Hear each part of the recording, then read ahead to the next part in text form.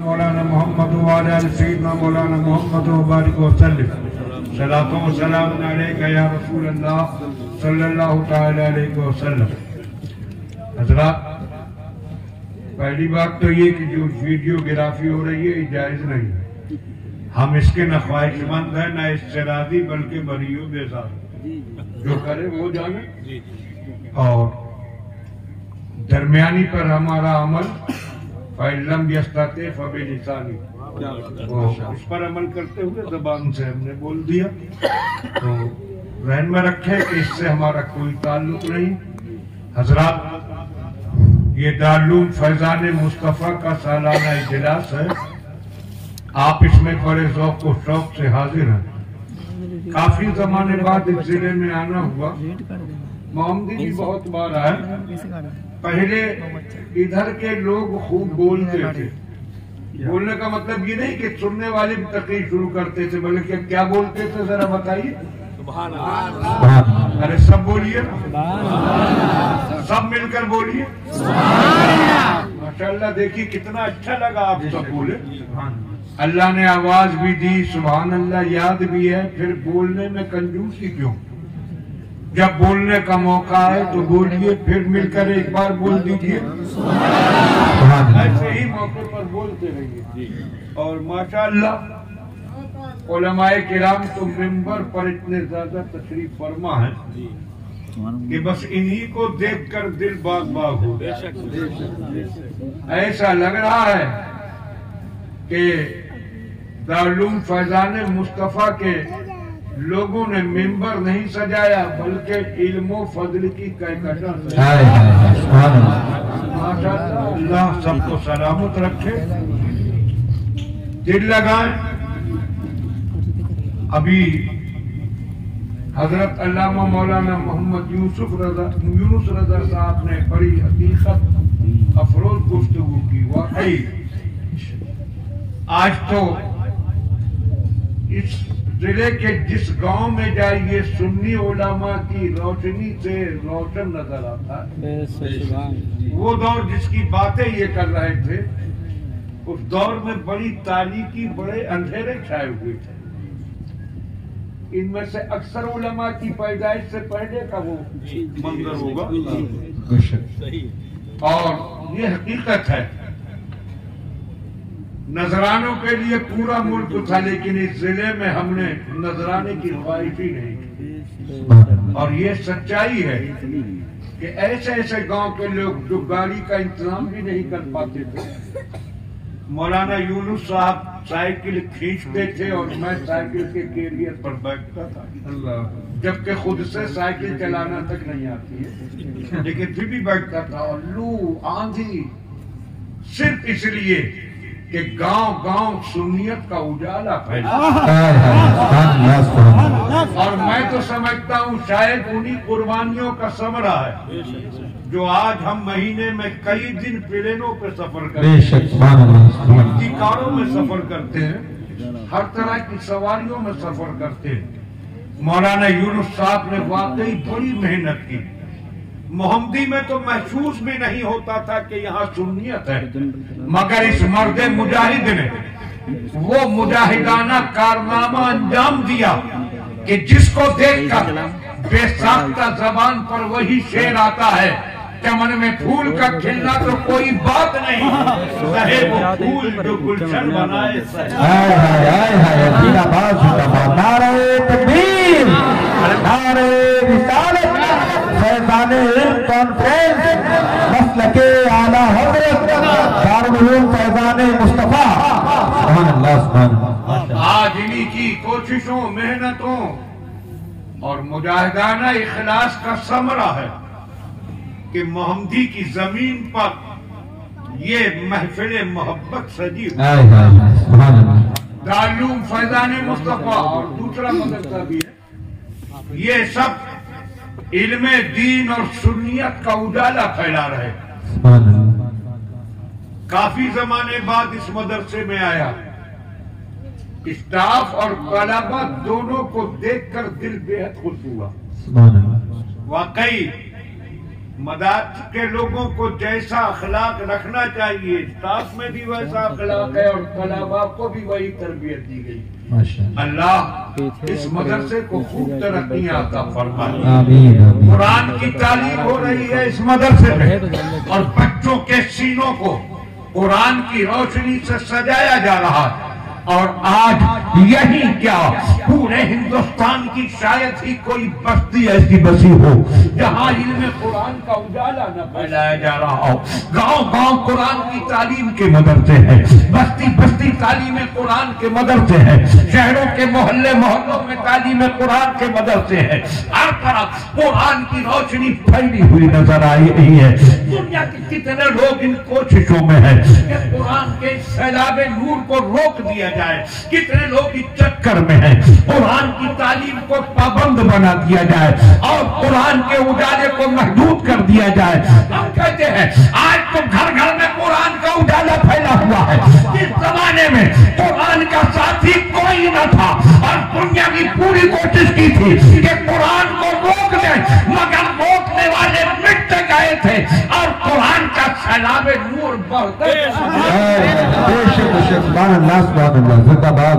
جب سرکار نے قرآنی آیات دنیا تک پہنچانا شروع کی، اس دور کو یاد کریے جب غار ہرا کی تنہائیوں میں اللہ کا پیام لانے والا فرشتہ ابتدائی آیات لے کر آیا تھا، اقرأ بسم ربک الذی خلق، اور اللہ کا پیارا رسول ان مقدس آیتوں کو لے کر ہرا کی بلندیوں سے مکے کی بستی میں تشریف لائے تھے۔ اس وقت کس کے پاس تھا قرآن؟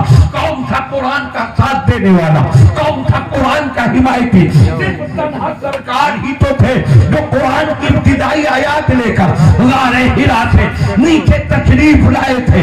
نہ کوئی حامی تھا، نہ کوئی ساتھی تھا، نہ کوئی مددگار تھا، مگر تنہا آمنہ کے لال نے قرآن کا چراغ روشن کیا، اور ایسا روشن کیا کہ پوری کائنات میں اجالا ہی اجالا۔ سبحان اللہ سبحان اللہ، زندہ باد۔ کوئی نہیں ساتھ۔ انسان جب کوئی مشن لے کر آگے بڑھتا ہے تو سب سے پہلے باپ کی طرف سے اس کو مدد ملتی ہے، ماں اپنی محبتوں سے اس کا حوصلہ بڑھاتی ہے، دادا اگر ہیں وہ ان کی حمایتیں اس کی قدموں کو مضبوط کرتی ہے، اور پھر خاندان سب سے پہلے اس کے سمرتن میں آتا ہے۔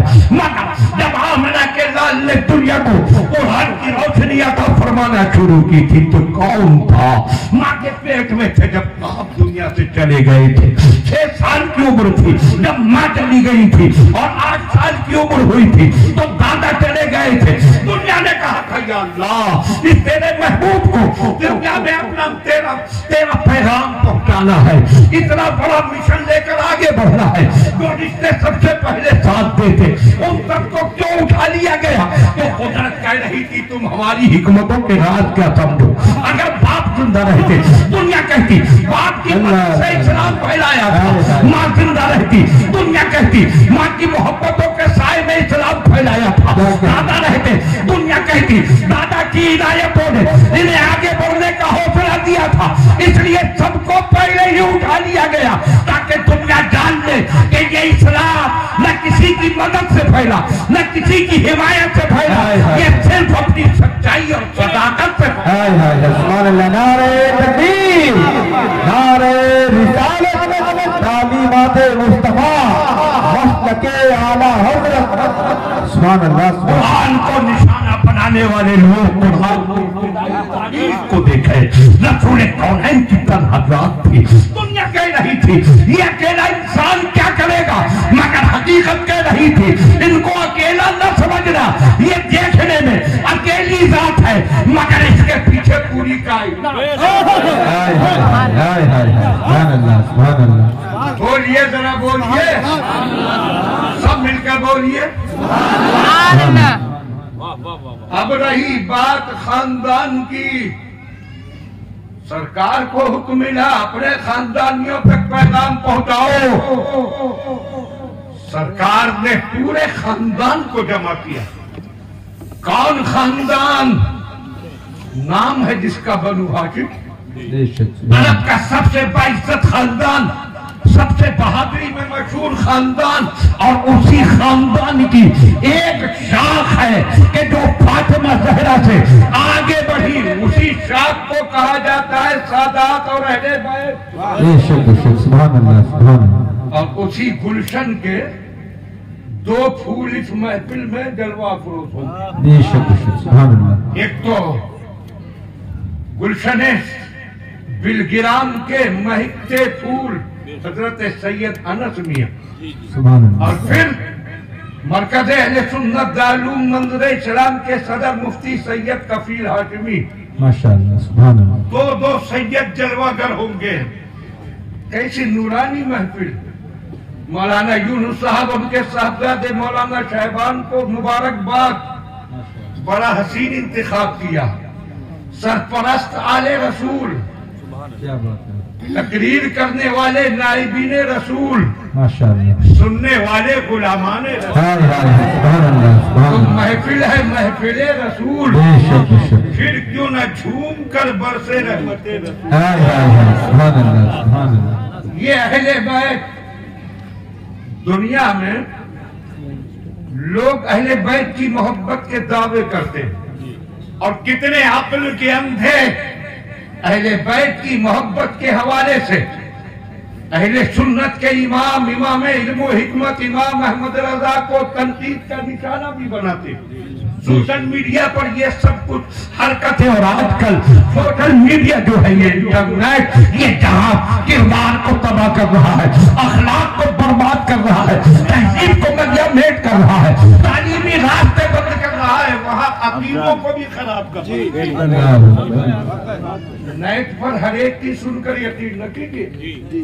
جب کوئی دینی بات سنے اور پہچانتے نہیں ہو اس عالم کو کہ یہ اپنا ہے، تو ایسے بھروسہ نہ کریں، اس کو لے کر ان علماء کے پاس آئیں، انہیں سنائیں، تصدیق کریں۔ بڑی گمراہی پھیل رہی ہے انٹرنیٹ کے ذریعے، تو لوگ تنقید کا نشانہ بناتے ہیں اعلیٰ حضرت کو۔ میں کہتے ہوں اہل بیت کی محبت کی بات کرتے ہو تو بڑی بڑی کانفرنسوں میں چیلنج کرتا ہوں کہ دنیا میں جتنے خطیب ہیں، جتنے مقرر ہیں، سب کو اکٹھا کر لو اور کہو کہ اہل بیت کی تعریف میں تقریریں کرو۔ سارے مصنفوں کو، رائٹرز کو، لکھنے والوں کو جمع کرو کہ اہل بیت کی تعریف میں جتنا لکھ سکتے ہو لکھ دو۔ پھر شاعروں کو اکٹھا کرو اور ان سے کہو اہل بیت کی تعریف میں جتنا کلام کہہ سکتے ہو کہو۔ پھر سارے خطیبوں کی خطابتیں، سارے مقدروں کی تقریریں، سارے مصنفوں کی تصریفیں، سارے رائٹرز کی لکھی ہوئی چیزیں اور سارے شاعروں کا کلام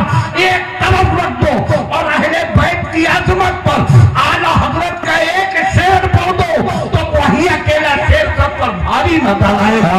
اعلیٰ حضرت جھوم کر کہتے ہیں تیری نسل پاک میں ہے بچہ بچہ نور کا، تو ہے عین نور، تیرا سب گھرانہ نور کا۔ بے شک بے شک، سبحان اللہ سبحان اللہ۔ لائے کوئی جواب، ہائے ہائے، اکیلا شعر سب پر بھاری۔ یہ کہے گا کوئی اہل بیت کی تعریف جو اعلیٰ حضرت نے کی ہے؟ تو یہی بنو ہاشم، اسی خاندان کے ہیں ہمارے سرکار۔ خاندان بنو ہاشم کو سرکار نے جمع کیا، سب کو پہلے کھلایا کھانا۔